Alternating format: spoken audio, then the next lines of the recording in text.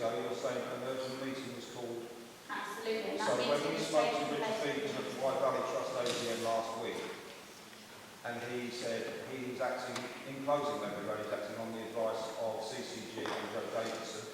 So he would have written his letter, and the reply was going to Joe Davidson and Phil Milligan, saying that there needed to be an urgent meeting to ensure that the needs of vulnerable children and their families, such as those using 1 Ledbury Road, were safeguarded. And how are you going to safeguard my son, who has your replacement service, is a foster care placement service? We put our son forward for assessment for that placement last April, and he was refused access to that because his needs are such that he cannot access that service, and they will not take it. So what are you going to do to provide for my son's overnight respite needs in the absence of 1 Ledbury Road and a foster care placement? I'm sorry to interrupt. What I would say then, I would take it back to the work that Joe Davidson has described with the individual social workers working with families. Can I just be I'll take you clear? back to Chris Chappell's point, where he said quite clearly that in January of this year, Joe Davidson herself, and we have the paperwork with us, put her name to a piece of work that said it works well in urban areas, works less well in areas like this, that goes where there's a student right. However, she also wrote in that document that professionals, parents, carers, and people using the service have a low level of confidence in the provision of a foster respite placement service. Thank you, sir. I think all these points will be far better examined, and we've got more time for the task conference group on the 30th of September. The whole day now. It's too late. It's too late. No, it's not too late. Then The in that service, Madam Chair, not would you just for respect- next year, it's not too late. Can we get a halt on the closure of 1 Ledbury Road? That's what we want in the I'm sorry, meantime. madam, but this will be discussed fully at the task conference group. We want this halted before the staff at 1 Ledbury Road are all given I'm notice. sorry. Can I just make a point of After assessment. my core assessment, which clearly states that my 2 children are best suited for the provisions of Ledbury Road, and that's by, this is my first social worker, one of 5 in as many months, and it says that my children are best suited at Ledbury Road because it provides the equipment and the sensory that they need. And by the way, I had to go into social services and demand to have this, and it wasn't sent to me or any other parent that's sat here today. To respond to this, as we've already set out, the intention throughout the whole of this work has been to work with families, and I totally appreciate it. Well, you haven't, I have to go and get this document from your office.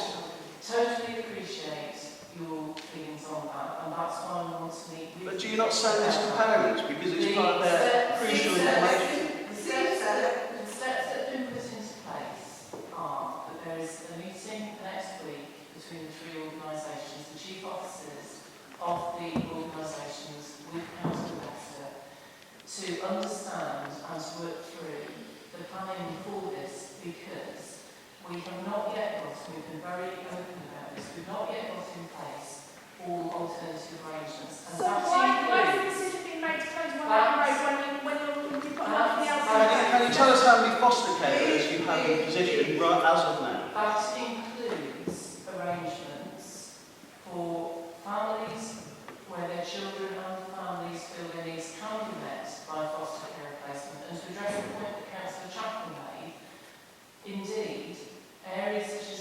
Herefordshire have got a less well-developed foster care provision than other places. That was the point. So why was the decision made to close 1 Ledbury Road when there isn't a suitable provision in place to The replace second it? point is that there will be some children for whom foster care provision is not appropriate. We are totally accepting of that. The fact is that Lloyd-Hayes Trust has indicated that they don't consider they can continue beyond the end of next March.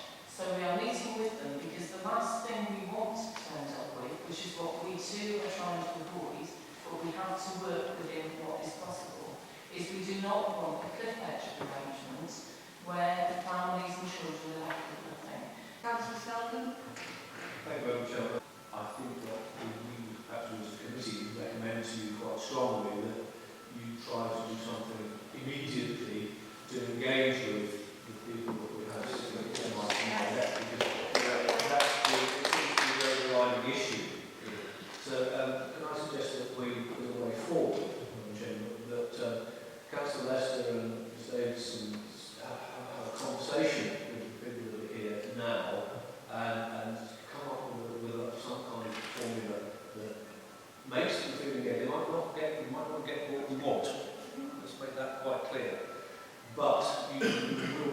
used to it, but that's what's missing.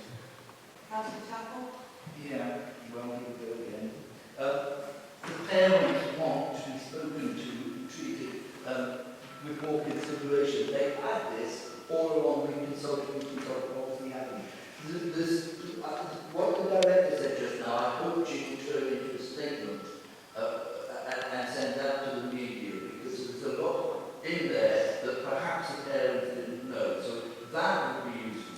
I hope the Councillor Lester will advise the other two partners to put this idea on hold. Because quite honestly, as Paul Dean has said, there ain't enough time.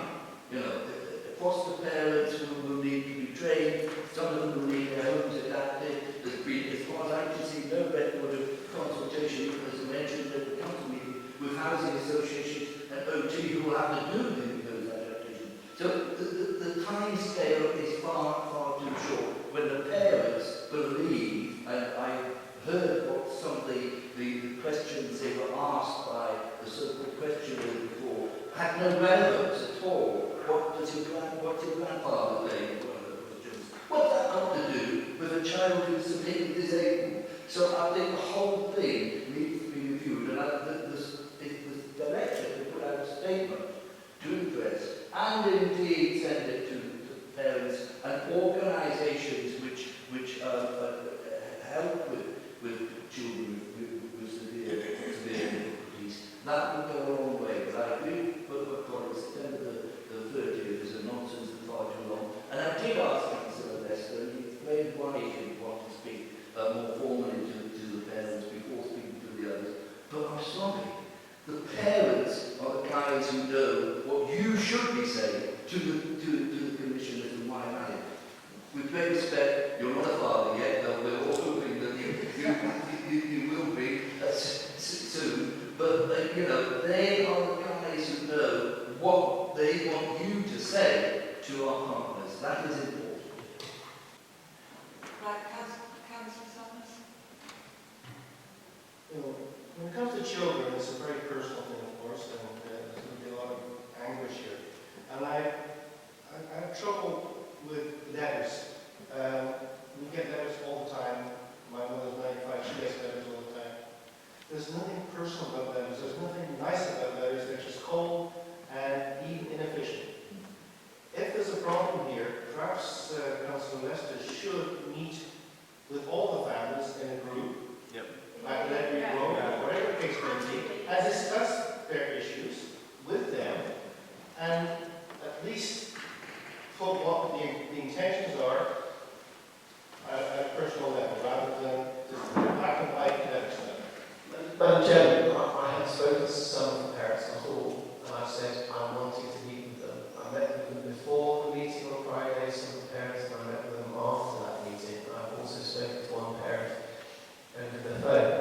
I want to meet with those parents, absolutely, but please can I go back to what I wanted to say? I want to meet with the partners first to discuss that matter. I take the point about the person, you know, receiving a letter may be personal, but please, the letter is addressed to those parents to offer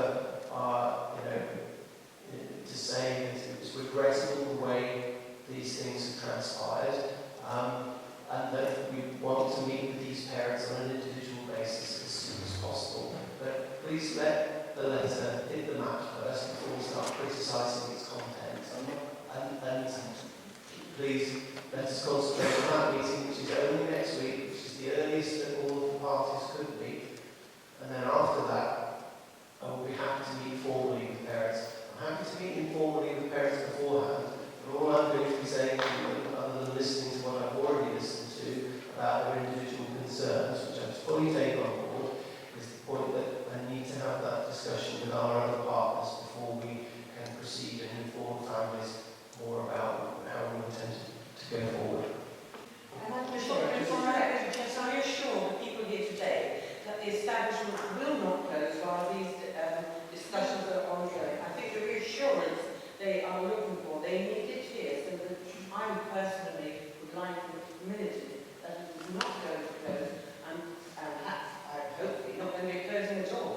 but that it is not going to close. They can be reassured of this that, so that they can actually go away from this meeting today feeling that they have been listened to.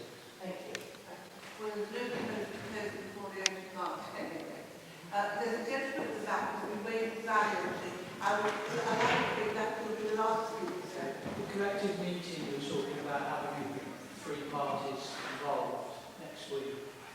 Would we be allowed to have an independent representative there for the families and the supporters? In the interest of transparency and openness. Councillors, I think this is just an officers only. It's an officers only meeting for this particular meeting, sir.